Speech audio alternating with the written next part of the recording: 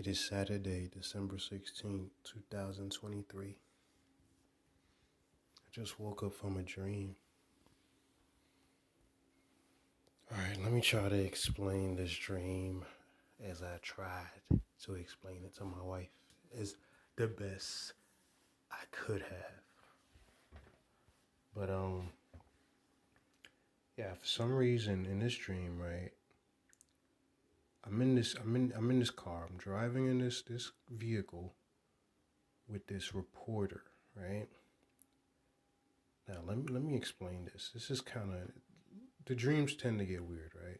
But just listen to this, right? We're driving down the it's not a highway. I would say it's like it's in the city, but it's in the, it's like one of the big street cities or whatever. It runs long or whatever. Runs very long. Runs into the city. Anyway, we're driving, right?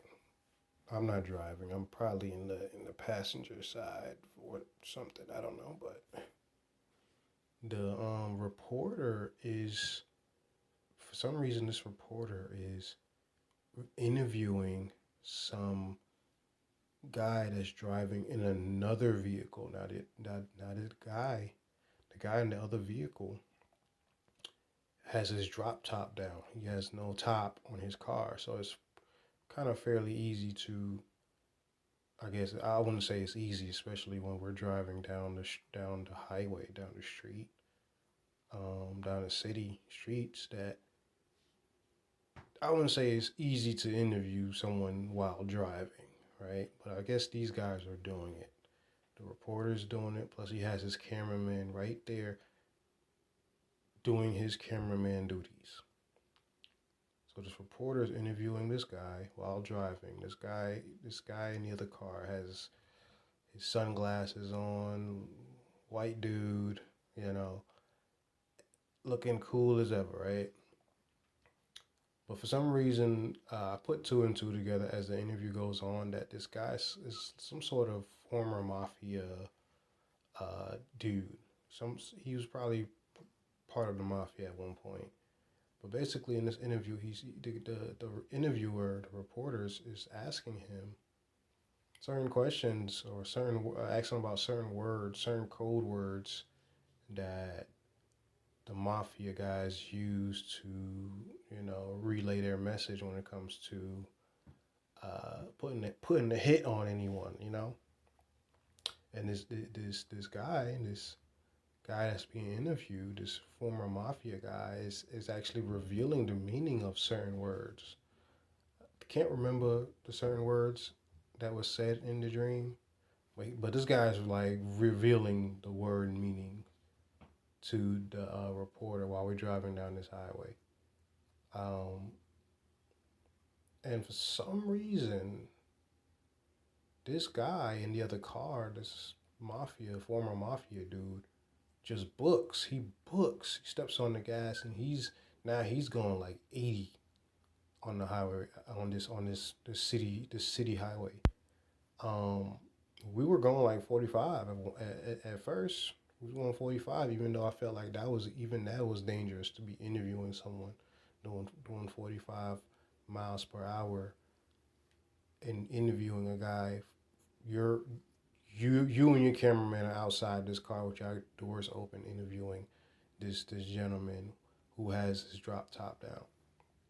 But anyway, so this guy's just books for some reason. After he answered that last question about a certain word that he revealed the true definition of, he books going 80 miles down the road, 80 miles per hour. And as if someone's chasing him, as if the cops are chasing him. Cops weren't chasing him, though. There was no cops around us. But it seems as if he was being chased, or he was trying to get away from us, or something like that. I was trying to figure that out while in this car. So for some reason, the driver of this car books too to chase after this guy. Books. Now we're going 80 miles. I'm trying to hold on to something. I'm holding on to something, or trying to. We're going 80 miles we're chasing this guy now all the way down this city highway. So we finally, it's like I said, we're chasing him. And we wind up losing him at one point. And he, well, the reason why we wind up losing him is because he goes off to the side. He goes off some side streets or something like that. He goes off some side streets. Like he knows the city very well. But he goes off some side streets and he do some maneuvering and all this other stuff. Right? I don't know. But for some reason we wind up catching him. We wind up finding him and catching up to him. And we wind up catching him at this compound, this house compound. I'm gonna try to explain or not portray, but fully explain the details of this house compound. So just so you guys can understand how this place looks or whatever. So we wind up meeting them to this house compound. It is gated. It was gated, but it seemed like the gates were open for some reason. Like it was electronic gates, but the gates were open. So we were able to kind of slip in, and while we driving, we're slipping in. We're still going like we're going miles per hour. We're going fast. So this driver's going fast to the point where he has to step on his brakes. When we get inside this compound, past the gates, he has to step on his brakes so hard just to stop before we hit some bushes. That's how fast we were going. But with his ability or what have you, the driver, we caught up to this former mafia dude. We see him park his car and he's walking out, right? By this time the reporter and his cameraman they walked out the car. They walking up to go meet this guy literally. And I'm out and I'm in this car still looking at what's going on. Right? Now, the compound, let me describe the compound. Basically, there's the gates, right? Now, like I said, the gates I said was already open, right? And we walk up, as you walk up, there's people around. Like a bunch of people around this compound. But this compound leads up to the house. It leads up to the main house. It should be, I believe the house was up the hill or what have you, right? And there's a whole bunch of bushes laying around, like it's a roundabout before you get up to the house, the main house. There's some bushes roundabout. It's just hard to explain, but it's some bushes neatly roundabout before you go up to the house or something.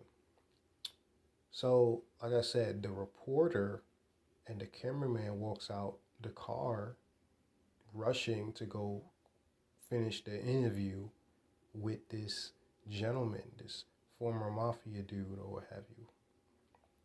Right? And when the mafia dude sees the reporter, he's shocked. He's shocked that we even caught up to him. Anyway, when he sees the reporter, he starts to run on foot. He starts to run like if he's gonna run up the house, run up to the house or whatever. But when he runs, the people that was there, the people around us, around the compound that was just standing there while we came up. At my first thought, I thought these people worked there.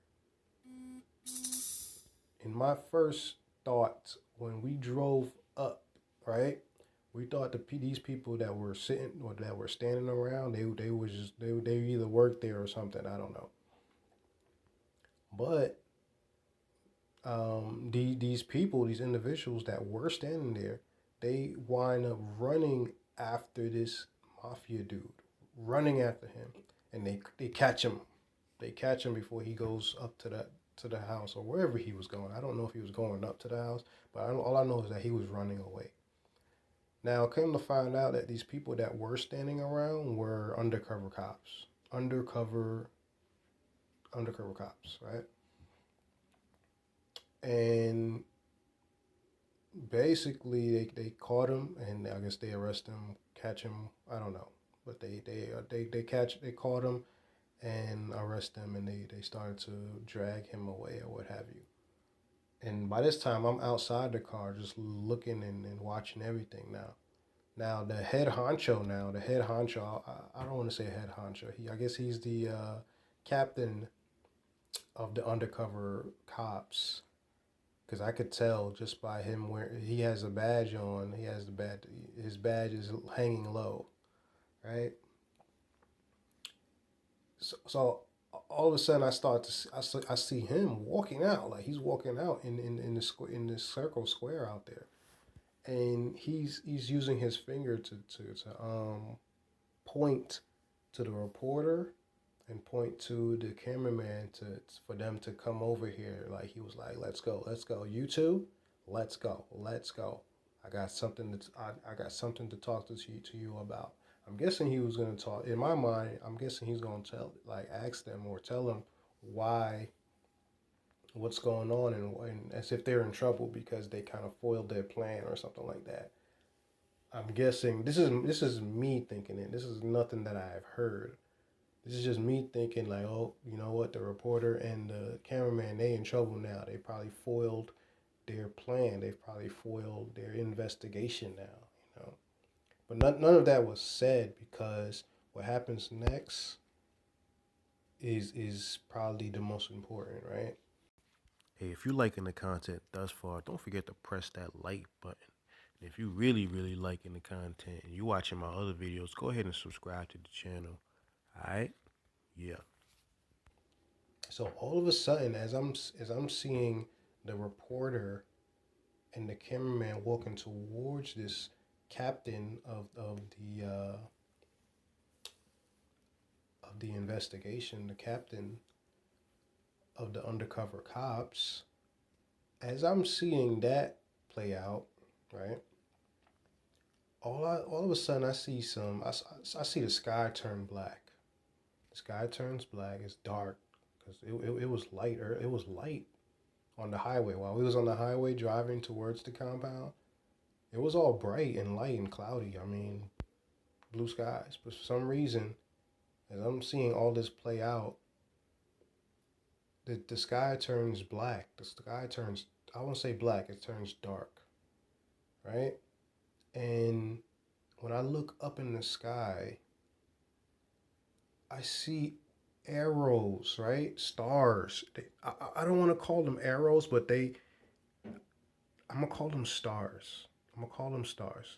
For some reason, these stars were falling. They were falling in a triangular motion. These things were just not just falling. They were falling inside. I can't explain it. You ever seen how the pyramids look? How they shape? These stars was at the center point. These stars were at the center point at the very top. Let me explain it that way. If you guys look at the pyramids, right? If you look at the pyramid and how there's a point at the very top, right? And everything just comes down on both sides. At the very point, at the very top were the stars, right? And then they start to fall just how the pyramids are shaped. Triangular, going down left and right, sideways, on the sides, I should say.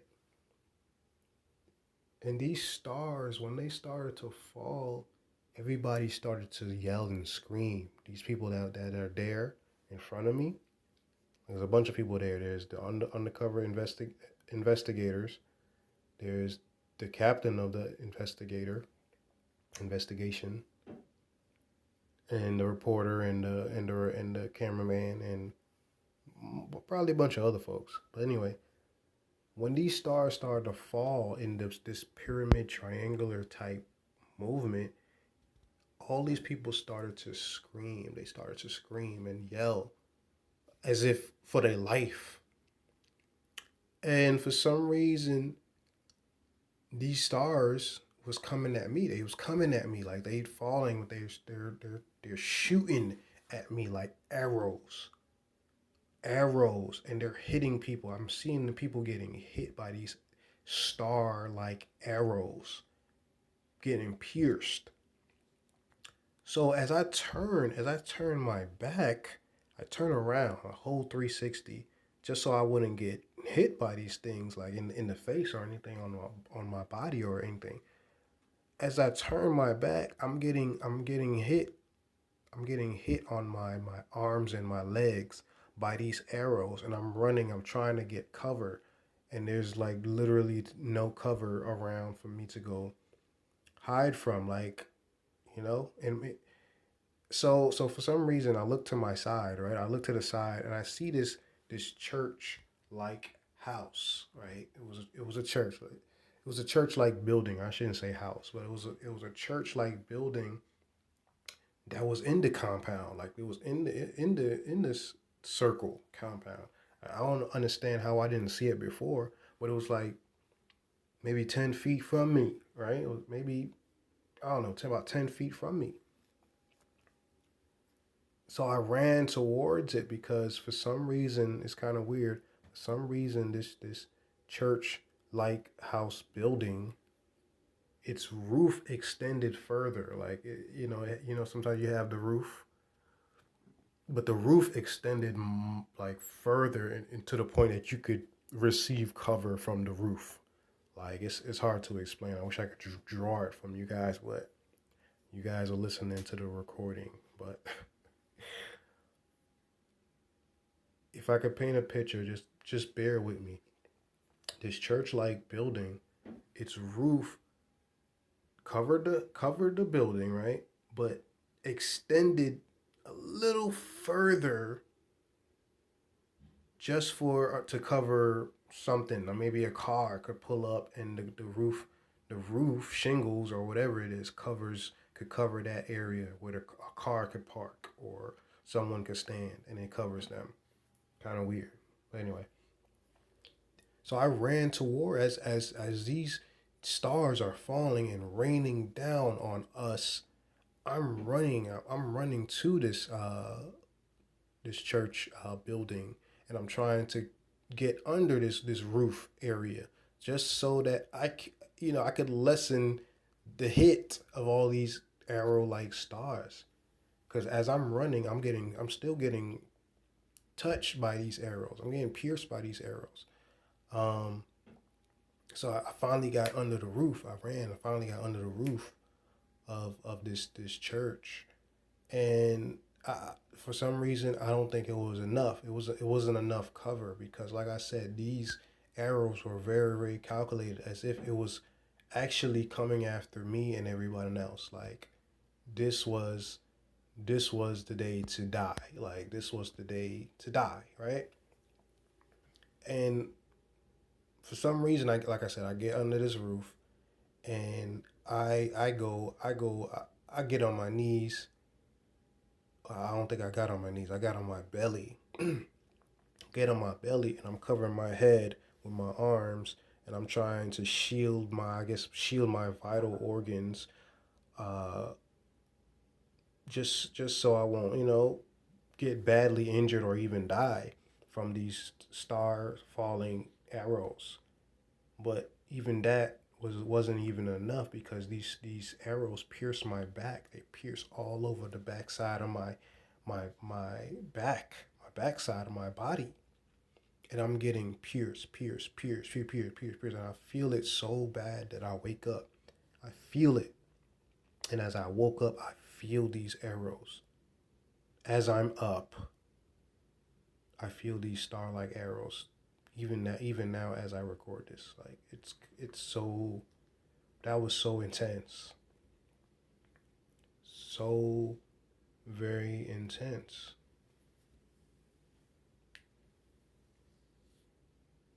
So that happened, right?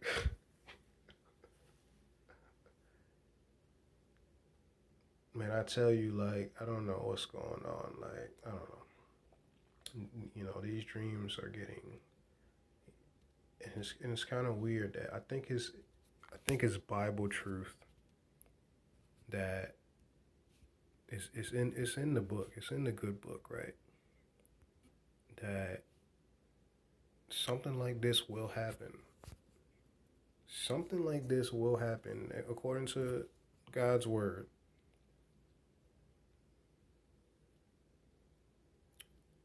it just got me thinking. I'm up, right? I'm up, and it just got me thinking like the end times or the end time, or I should say Armageddon when that time comes. I think it's Bible truth that the sun would be blotted. I think this is what Jesus said. The sun will be blotted. The sun will be blotted out. The moon won't give its shine anymore, right? I'm gonna try to find that verse, man. Give me 1 second. 1 second. I'm gonna find that verse for you because this dream kind of reminds me of that verse. And this is not me making stuff up. This is not me making up stories, man. These dreams are really real coming from me. But let me find that verse. Hold on 1 second. Hey, if you're liking the content thus far, don't forget to press that like button. And if you really liking the content and you watching my other videos, go ahead and subscribe to the channel. Alright? Yeah. Alright, so I found the verse here on the Bible Hub here. It's in Matthew 24:29. And I'm gonna read the NIV. It says immediately after the distress of those days, the sun will be darkened, and the moon will not give its light. The stars will fall from the sky, and the heavenly bodies will be shaken. So it says it right there, man. It's crazy because that's basically what it is. It's, I never put emphasis on the sun or the moon in that dream, but the sky did turn dark. It did turn dark. So that's just confirming that verse. That, man, what the. It wasn't like these stars just fell. In my dream, these stars didn't fell or didn't fall. Like, they just there and they fall. These stars were very calculated in a pyramid like manner, starting from one point and then showering down like a shower, like a pyramid. How the pyramids look, and then destroying people. As if they were arrows. For some reason, they felt like arrows, but it could have been fire. It could have been brimstone, right? Or fire and brimstone. It could have been that, but they looked like arrows from what I could see. Anyway, man, we gonna probably comment on this a little bit later, but you guys heard the recording. I'm gonna leave it at that. I see you guys later. If you guys and girls made it this far, press that like button and don't forget to subscribe to the channel. If you're watching this on my Facebook page, take the time to subscribe to my YouTube page at Notice TV. That's all caps, NOTICE TV. I'll catch you later and may God bless you.